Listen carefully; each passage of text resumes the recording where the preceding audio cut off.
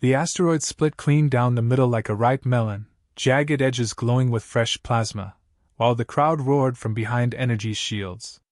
Gork the Titan raised both fists in the air and let out a thunderous laugh, his voice rattling satellites. Then he leaned into the galactic camera feed and growled, "Send me your strongest. Even Earth's best won't last 10 seconds. In a low-security gym in Nevada, an old mop clattered to the ground. A man in dusty sweatpants and a faded shirt looked up from cleaning the bathroom floor, cracked his neck to the side, and muttered, "Guess I'm clocking out early." No one in the galaxy noticed. But they should have. Every cycle, the galactic arena held a universal championship. It was more than just sport. It was a war trial, a diplomatic gesture, a gladiator's blood oath. Thousands of species tuned in. Bets were placed. Empires rose and fell by the outcome. And this cycle's prize was not just a trophy, it was a title. Supreme Enforcer. Whoever held it had permission to override planetary law on behalf of the High Command. Gork had held that title for 11 cycles. No one came close to taking it from him. He had beaten the Warhounds of Graction, the Lightning Twins of Eos, and the Mind-Meld Monks of Ul-7. His biceps were the size of escape pods. His blood could burn through armor. And now, for the grand finale of the Cycles tournament, he issued an open challenge to the last untested world, Earth. The Galactic Broadcast Corps released the footage across every Starlinked screen. On planets where entertainment was outlawed, it still reached black market markets. Everywhere, the same mocking question was asked: would Earth send a warrior or a sacrifice? Back on Earth, the question didn't even register as news. The world governments laughed. Presidents chuckled. Earth's military command politely declined, claiming diplomatic neutrality. The press ran segments like, "Galactic Giant invites Earth to be crushed live on interstellar TV," with pop-up animations of people being stepped on like bugs. The consensus was unanimous: Earth would not respond. Earth had no fighters. Earth was a joke. Except one person did respond. Not from a government building or a research lab, but from a cracked Android phone with a prepaid SIM card. A single message was sent through an old diplomatic relay system no one had used in decades. It read, "Acknowledged. I accept." The reply system tried to auto-detect the sender but failed. No name. No address. Just coordinates. A dry desert town outside Reno. That was where Jax Ward lived. He wasn't a fighter anymore. Not in the official sense.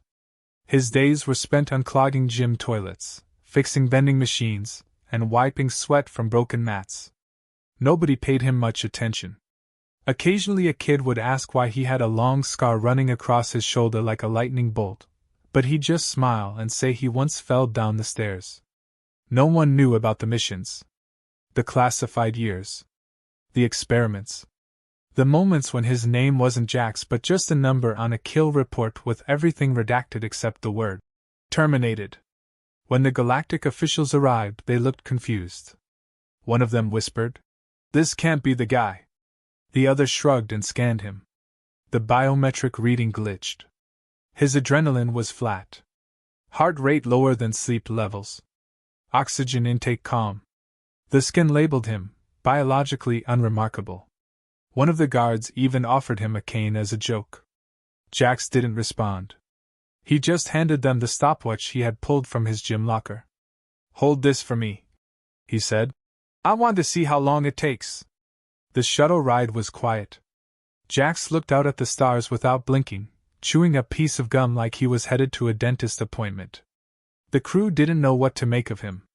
He didn't wear armor. He didn't ask questions. He didn't even stretch. The only gear he brought was a pair of scuffed boots and a bag with a sandwich inside. When asked if he needed weapons, he responded, "Won't need that long." The galactic arena was built into the surface of a moon-sized station, layered in titanium, energy domes, and floating spectator tiers. As he stepped into the main platform, Jax was dwarfed by holograms of previous champions. His footsteps didn't echo.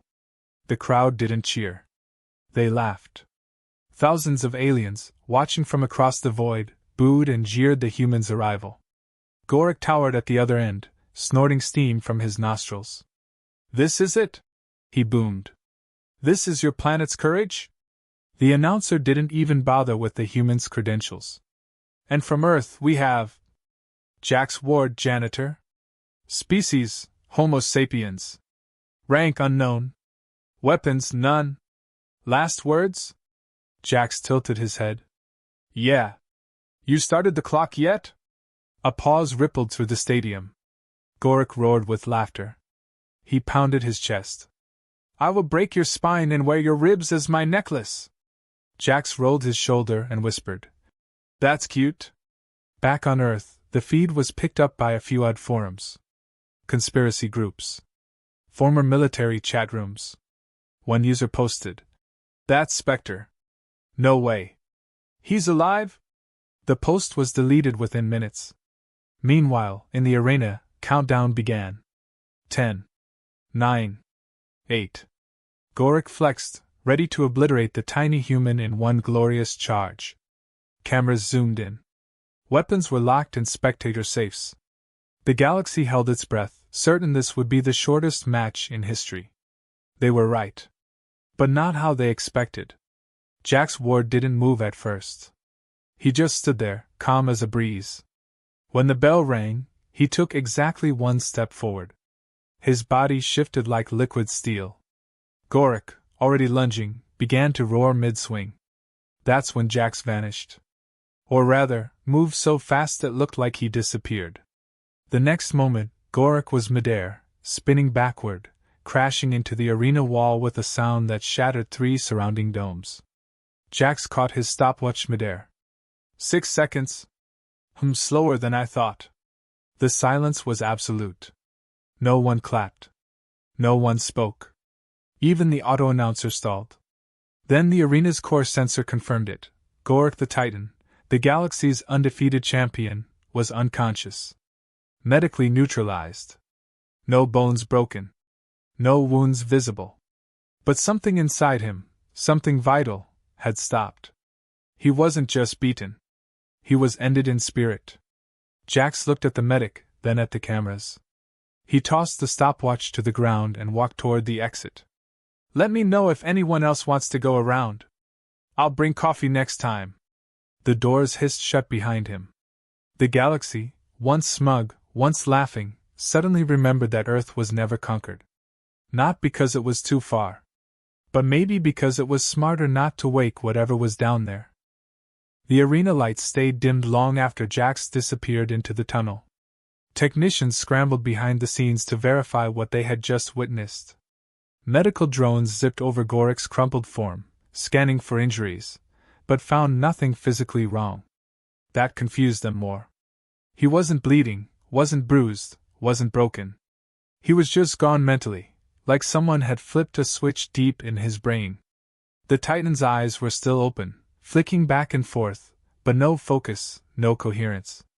He kept mumbling the same phrase over and over in his native dialect, which the translator looped as he saw something behind the human. He saw something. He saw something. The crowd slowly started to realize the match hadn't been a fight. It had been a message. In the skyboxes where the galactic elites watched from gold-trimmed lounges and holographic thrones, panic started to ripple. No one said it outright, but the truth pressed down like gravity. They had mocked Earth for decades. Dismissed it as backward, under-evolved, a blue rock full of infighting apes. But this human hadn't just won. He had turned their strongest warrior into a ghost without even trying. The arena had strict rules about enhancements and unfair tech, and Jax passed every scan. Which meant what they saw was him. Natural. Unfiltered. Real. And that, more than anything, terrified them. Meanwhile, Jax was calmly walking through the private corridor that led to the off-world shuttle. A young attendant rushed up to him with wide eyes and a shaking notepad. She couldn't have been more than 20 by Earth standards, her antennae twitching nervously. She asked if he would consider an interview, just a few words. Maybe something dramatic for the highlight reel. He looked at her for a second, then said, "I think I forgot my sandwich." Her translator glitched for a moment, unsure whether it was a serious statement or a coded message. Before she could follow up, Jax stepped into the shuttle and the door sealed shut. Inside the cockpit, the pilot, a snakeskin being from Veltrix Prime, kept glancing at him through the rear monitor. He had flown criminals, warlords, even royal heirs, but none of them had made him this nervous. Jax didn't speak. Just stared out the window at the stars like he was already bored. The pilot activated the drive and the ship entered hyperspace. Still silence. Finally, unable to help himself, the pilot asked if Jax wanted to know what the betting odds had been. Jax blinked once. Not really. The pilot laughed nervously. 75 trillion credits against you. If you'd bet even one coin on yourself, you'd own half the station now. Jax shrugged.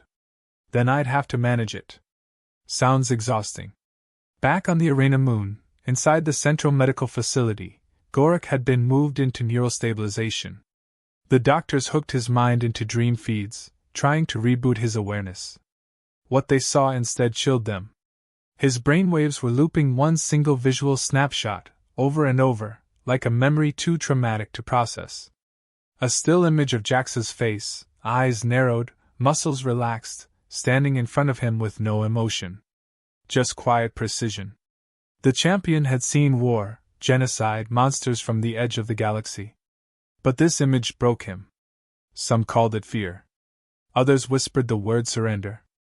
In the bureaucratic sector, a small but panicking group of political analysts gathered in the Data Command Nexus to review the match footage. They zoomed in, slowed frames, analyzed motion trajectories.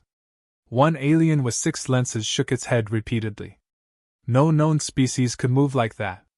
They tested Gorik's fall vector and discovered something impossible. The force behind Jax's hit hadn't been from brute strength.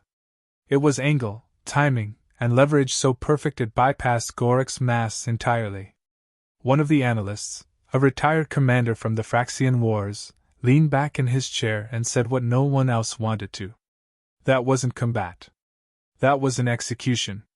Silent, clinical, decided before it started. Meanwhile, in a dusty corner of Earth, an old man wearing cracked aviators and a camo jacket sat watching the match on a cracked tablet. He sipped cheap gas station coffee and chuckled to himself. He recognized the footwork, the pivot, the way Jax used his body like a blade. That boy still remembers. The man whispered it to no one. Then he reached into his coat and pulled out a comms chip, dialing a frequency labeled dead channel. The line connected. A voice answered on the other end, calm and clear. "You saw it too?" The old man nodded. "I thought he disappeared after Cairo. Guess I was wrong." "What do we do?" asked the voice. "Nothing. Not yet. Let the stars tremble a bit. Maybe they'll stop poking the bear." In galactic entertainment hubs, things were already spinning out of control. The fight had been replayed over 1 billion times within the hour.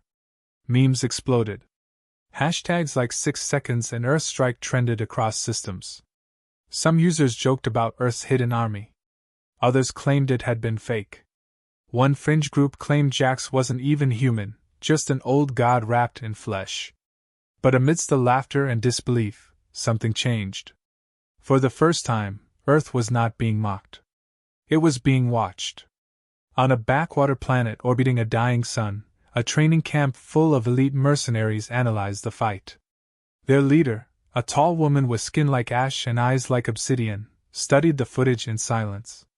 Her second-in-command leaned in and said, "If he's that fast, how would you fight him?" She didn't answer immediately. Then she said, "I wouldn't. I'd ask him what he wants. And if he says coffee, I'd serve it hot with both hands and call him sir." Jax's shuttle docked at a small transfer station orbiting Earth's moon. He stepped out, nodded at the guards, and started walking toward the inner gate. One of the guards tapped her ear and said into her comms, "The package is inbound. No resistance. Requesting confirmation for pass-through." On the other end, a voice confirmed with 2 words. "Let him." No scans. As he waited for the elevator, a cleaning drone floated up beside him. Jax looked at it and asked, "Do you think they'll leave us alone now?" The drone paused in midair, then beeped uncertainly. He sighed and leaned against the wall. "Yeah, probably not. The stars are like that. Always gotta test the quiet ones." He closed his eyes, arms crossed, heartbeat still calm. For Jax Ward, the fight wasn't over. It had just begun. But for now, he had a sandwich to find. In the quiet hum of the galactic intelligence chamber, a cold dread spread like frost across the minds of those reviewing the classified files that had just surfaced. Someone had finally managed to pull the archived Earth dossier on Jax Ward, though most of it was sealed tighter than a neutron vault. What they did uncover, however, left the senior analysts exchanging looks of disbelief and fear. Every mission linked to his codename had been marked black to clearance. The timestamps showed he had operated during periods of global conflict, yet his presence never officially existed in any war report. The mission logs, what little remained visible, listed strange patterns. No survivors in contested zones, enemy fortifications found intact but completely abandoned, hostile generals mysteriously surrendering mid-campaign without firing a shot. And one peculiar annotation repeated several times, underlined in red. "No engagement required. Target submitted." That one sentence chilled them more than a battlefield filled with blood.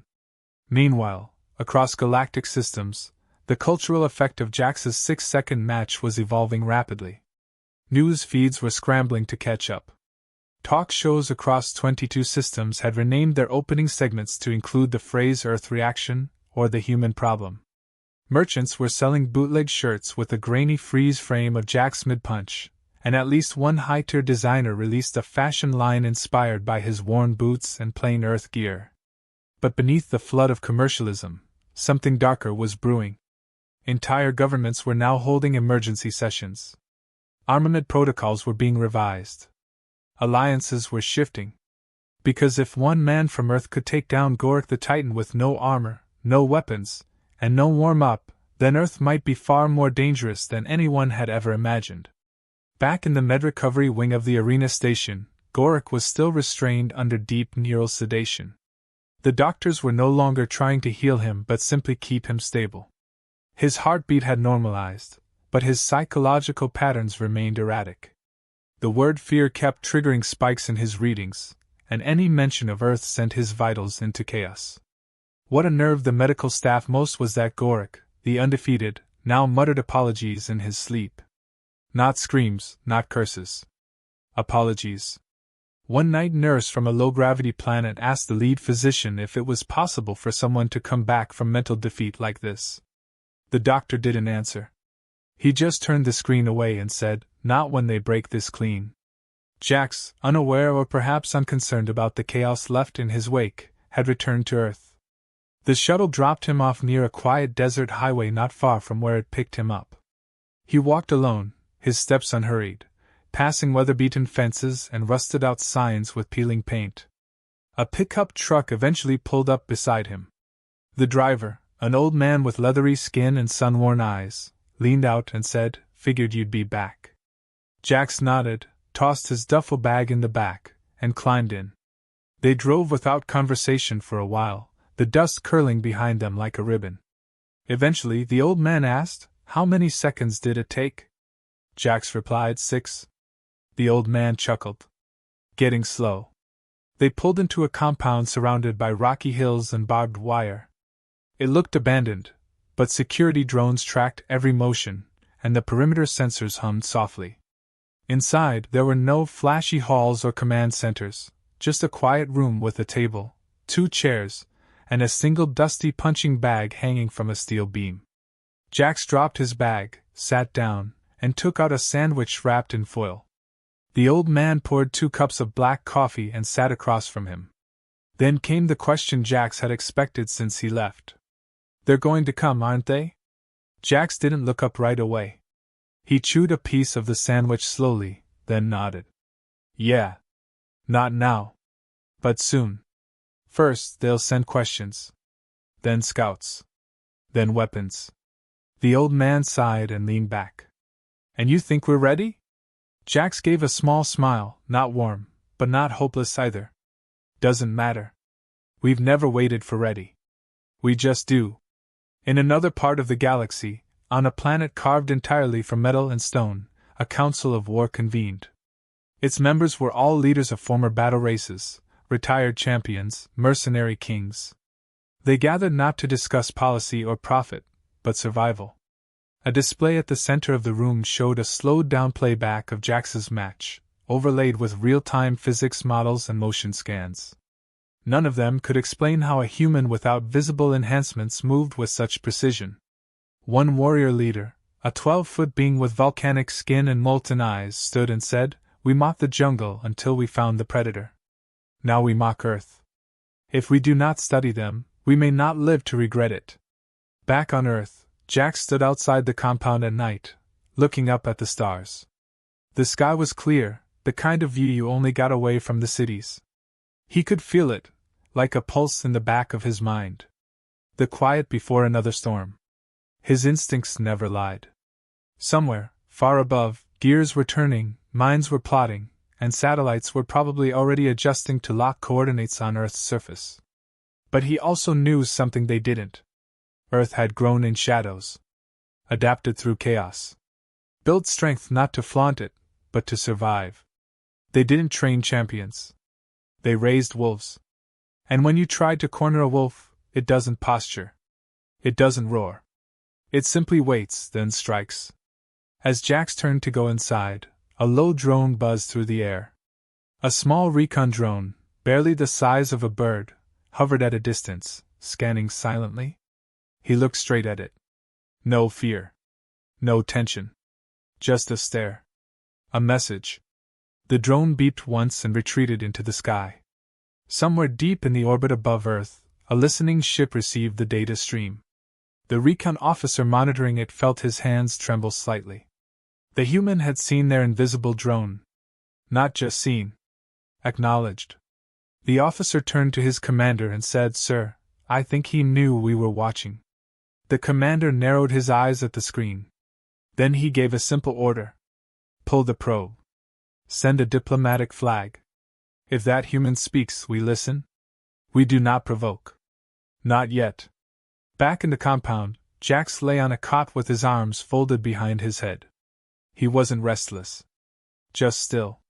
His eyes closed slowly as if he were just taking a nap, not preparing for whatever might follow. He didn't fear what came next. He'd lived through too many storms to fear the thunder anymore. Outside, the wind shifted direction, just slightly. But Jax already knew. The galaxy had noticed Earth. And the moment they made their next move, they'd learn the difference between power and purpose. And they'd learn it fast. The request for diplomacy came faster than anyone expected. Less than 40 hours after the drone had returned from its silent encounter with Jax Ward, a delegation ship cloaked in shimmering gold alloy hovered just beyond Earth's low orbit. It carried no weapons, no escorts, only a single message: request audience with Earth's representative. Not with the president, not with any military commander, but specifically and clearly with the human known as Jax Ward.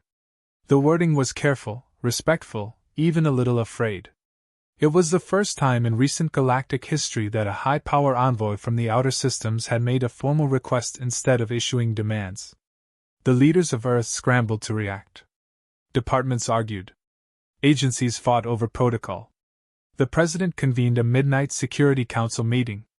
But by the time they agreed on a unified course of action, Jax had already answered. He met the envoy not in a government building, but at a diner. It was a tiny roadside place between two forgotten desert towns, with peeling paint on the windows and a flickering neon sign that hadn't worked right in a decade. The envoy's ship landed half a mile away, so as not to collapse the structure with its anti-grav systems. The diplomats wore shimmering fabric that shifted color with their mood, and their skin flickered with small lights like embedded constellations. They entered the diner stiffly, confused by the layout, uncertain if they should sit or stand. Jax was already in the corner booth, drinking black coffee, looking like someone who'd never been in a fight at all. He motioned to the seats across from him. The senior diplomat hesitated, then sat. The others followed. They offered him gifts first. An obsidian orb that stored language, a diplomatic token from the Council of Helix, and a strand of neutral data crystal containing access to multiple systems-restricted databases. Jax didn't touch any of them. He asked the waitress if they still served the triple-stack pancakes. She nodded, chewing gum with zero interest in galactic affairs. The diplomat cleared his throat and attempted the prepared speech. He praised Earth's strength, its unknown potential, its dignity in battle. Jax cut him off after 20 seconds. Say what you're actually here for. The diplomat flinched, the lights on his skin pulsing with unease. After a pause, he answered. We want to know how many more of you there are. Jax leaned back, sipping the coffee. He didn't answer right away. The envoy shifted, glancing nervously toward the windows, as if expecting Earth tanks to roll up out of the sand. After a long silence, Jax said, Enough? Not too many. Not too few. Just enough. The diplomat blinked. The vague answer unsettled him more than a threat would have. Then he asked the question they had all feared to speak. Are you preparing for war? Jax smiled, and it wasn't a kind smile. Not a cruel one either. Just flat. Practical. We're always prepared, he said. That doesn't mean we're waiting for it. He tapped his fingers once on the table, then asked his own question. Why did you let Gorik fight without understanding who he was up against? The diplomat tried to maintain composure. We assumed Earth was underdeveloped. We miscalculated.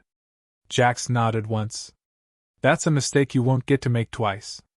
Outside the diner, a wind had picked up, carrying fine sand across the road in small, whispering streams.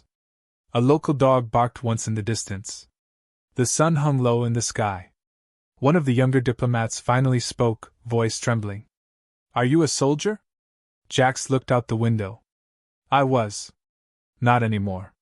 The young envoy pushed further. Then what are you now? Jax didn't look at him when he answered. A reminder. The diplomats left shortly after, boarding their ship in silence. They didn't speak to each other until they were in orbit. The lead envoy updated their report, changing the Earth classification level from neutral primitive to highly volatile unknown. Their recommendation was simple. Do not engage. Do not provoke. Observe from a distance. Treat with caution. Back in the diner, the waitress refilled Jax's coffee. You always scare the weird ones off like that. He raised an eyebrow. They weren't weird. Just smart enough to leave. She smiled, then walked away. Jax sat in silence, watching the horizon. His instincts told him something was still off. The visit had been too quick, too eager. They hadn't just come to assess. They came to confirm. Somewhere out there, someone higher was already planning the next step. In the outer territories of the galaxy, where warlords ruled instead of councils, the footage of Jax's match had sparked something far more dangerous than fear. Ego. One in particular, a warlord named Dresk, had made his name by hunting down planetary champions for sport. He had never lost. Watching Gorik fall stirred rage in him. He didn't believe in ghosts or precision. He believed in brutality. He declared his intention to go to Earth, live broadcast his challenge, and take the human apart on camera. Dresk was the kind of problem that didn't send envoys. He sent warships. On Earth, classified sensors picked up the inbound energy signature before the public ever saw a speck in the sky. By the time government teams were mobilized, Jax was already moving. He drove a rusted-out truck to the edge of an old airfield, got out, and stood in the middle of the tarmac. He didn't bring weapons. Didn't bring backup. Just stood there as the ship broke the sound barrier and scorched through the atmosphere. Dresk landed with full spectacle. Ramps opened. Cameras deployed. His troops spread out in ceremonial fashion. The challenge was issued. Jax didn't move. Dresk marched forward, muscle-bound and covered in glowing armor. He shouted across the distance, calling Jax a coward, a trickster, a liar. He promised to tear him limb from limb. Jax waited until he was close enough to hear without shouting. Then said one sentence. I'm not Gorik. Dresk lunged. What followed wasn't a match. It wasn't even dramatic. Dresk was faster than Gorak, but sloppier. More rage, less control.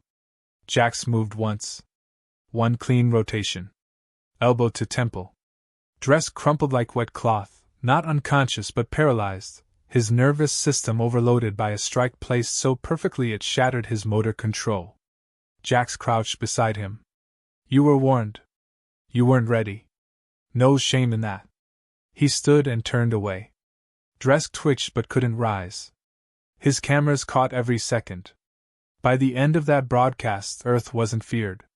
It was revered. Not for its armies, but for the quiet way it let one man speak for it. No empire could plan for that. No fleet could counter it. Because Earth didn't send heroes. It sent warnings. And if you missed the first one, you wouldn't get a second. The footage of Dresk lying face first in the cracked tarmac, unable to move, played on a loop across 1,000 systems. The frame was always the same, Jax standing in the background, walking away while Dresk's limbs twitched without control. No death. No blood. Just a complete dismantling of ego in front of a live galactic audience. Across the entertainment sectors, commentators fell silent.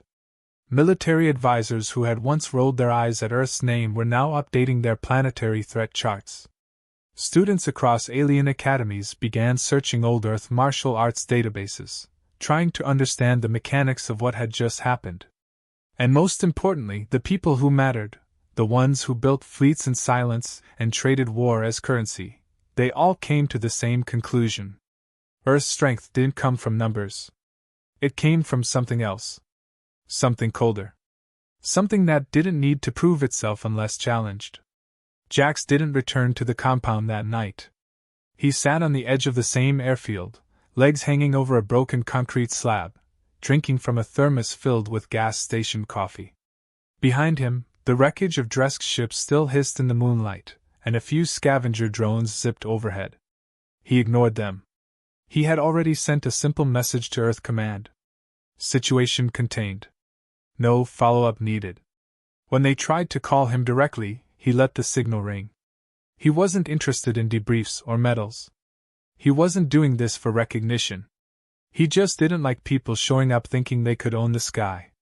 Somewhere in the outskirts of the galaxy, inside a heavily shielded installation known only by its codename Black Halo, the real conversation was taking place.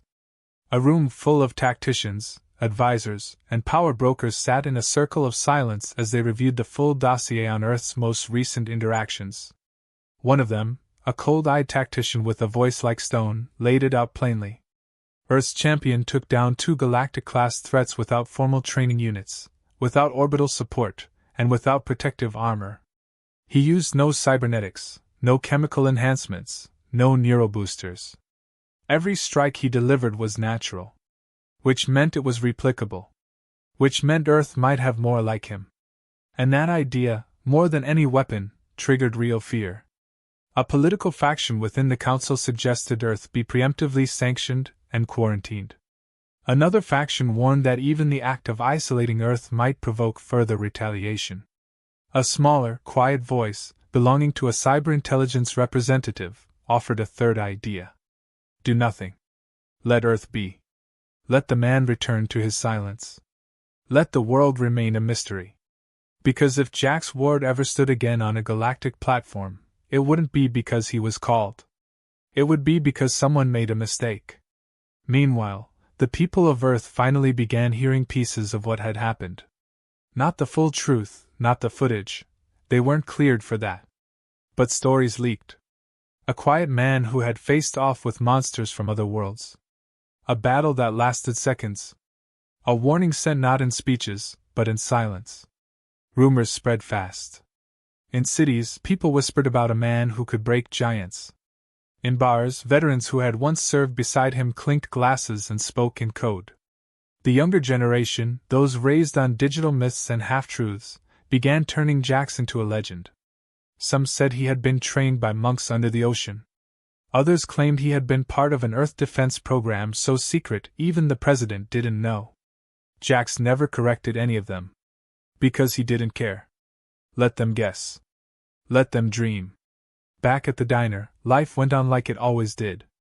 The waitress still chewed gum and refilled cups with one hand while scrolling through headlines with the other. Jax came in 2 days after the dress encounter, sat in the same booth, and ordered the same pancakes. She set the plate down in front of him and said, "Saw you on the news blur again. Some guy in a metal suit trying to flex." Jax shrugged. "He tried." She smiled, tapping her pen on her notepad. "You're gonna keep drawing these maniacs here, you know? Might wanna put up a sign." Jax took a bite, eyes calm. Maybe they'll read it this time." The truth was, he didn't enjoy the fighting. Not anymore. There had been a time, long ago, when it gave him clarity. Purpose. But now he just wanted quiet. Wanted a life that didn't start with orders and end with blood. Still, something deep in his bones knew it wouldn't last. He could feel the galaxy shifting, feel the tremors of arrogance that always rose when the wrong people misread silence as weakness. That was the thing about noise, it attracted fools. And fools always wanted to test legends. But legends didn't need to prove anything. They just waited. That same night, in a distant sector known only to those who trafficked in shadow and secrets, a new figure stepped forward. A war broker, masked in layers of holographic distortion, addressed a private audience. "We have seen what one human can do. Imagine if we could control that." A murmur moved through the crowd. Scientists, outlaws, arms dealers. The broker displayed a new image. Not of Jax, but of the drone footage from the diner. His posture. His blood pressure. His quiet. The broker smiled. "Everyone has a pressure point. Even the wolf can be baited if you find what it's guarding." Back on Earth, Jax finished his meal and stood to leave. As he stepped outside, a light breeze moved across the cracked parking lot. He paused, eyes narrowing. Not at a sound. Not at a threat. Just a shift in the air. Subtle. Like the feeling of someone watching you from a long way off. He looked at the stars again, the same way he had after his first match, the same way he always did when he felt something stir beyond the edge of calm. He didn't speak. Didn't move quickly.